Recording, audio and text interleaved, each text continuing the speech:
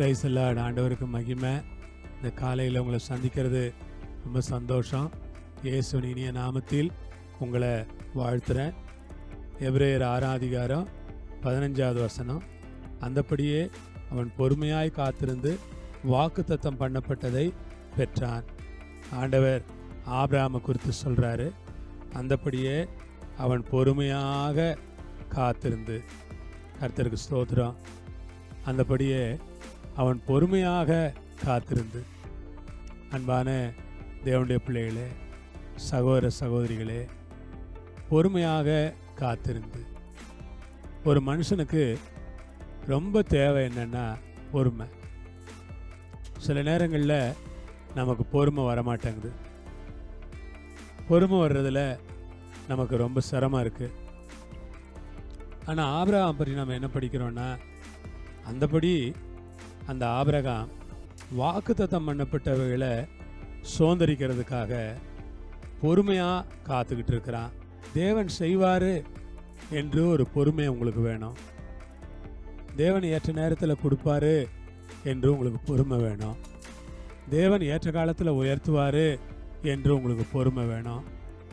தேவன் வாக்கு பண்ணின காரியங்களை நிறைவேற்றுவார் என்று உங்களுக்கு பொறுமை வேணும். தேவன் சொன்னவைகளை எல்லாம் செய்து முடிப்பார் என்று உங்களுக்கு பொறுமை வேணும். எப்போ உங்களுக்கு எனக்கு என்ன தேவைப்படுதுன்னா, ரொம்ப ரொம்ப பொறுமை தேவைப்படும்.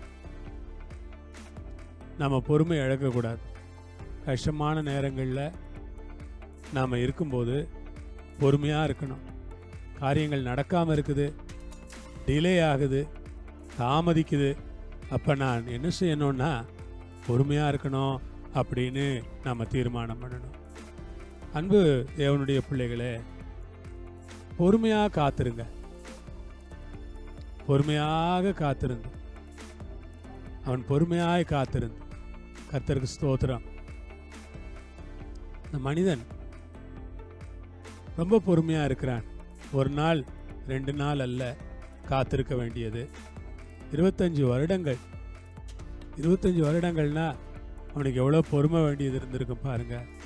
25 வருடங்களாக அந்த மனுஷன் பொறுமையோட கர்த்தருக்காக காத்திருக்கிறான். பொறுமையாக காத்திருந்து வாக்குத்தத்தம் பண்ணப்பட்டதை அவன் பெற்றான்.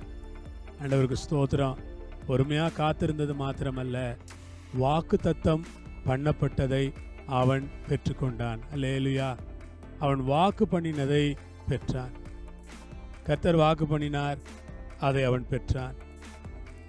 காத்திருந்தான், வாக்கு பண்ணினதை பெற்றான். வாக்கு பண்ணின ஈசாக்கை அவன் பெற்றுக்கொண்டான்.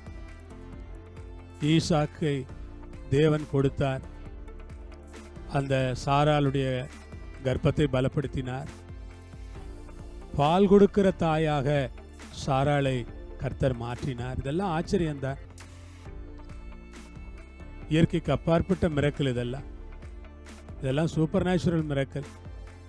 தேவன் செய்வாரா? பொறுமையாக காத்துருங்க. ஆண்டவர் சூப்பர் நேச்சுரல் மிரக்கல்லாம் பண்ணுவார். அற்புதங்களை செய்வார், அதிசயங்களை செய்வார். அது வெறும் பெயரளவில் அல்ல, நிஜமாய் உங்கள் வாழ்க்கையில் நடக்கும்.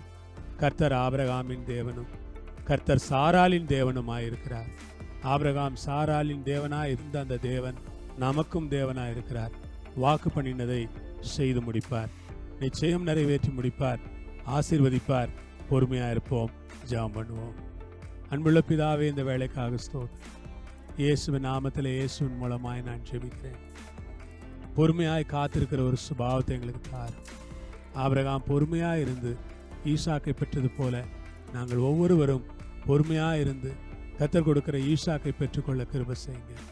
ஆசீர்வதிங்க. காத்திருக்கிற மக்கள் சோர்ந்து போகாம சீக்கிரம் பெற்றுக்கொள்ளத்தக்கதாக அற்புதம் செய்யுங்க. இயேசுவின் மூலம் பிதாவே, ஆமேன். கர்த்தர் உங்களை ஆசீர்வதிப்பார். ஆமேன்.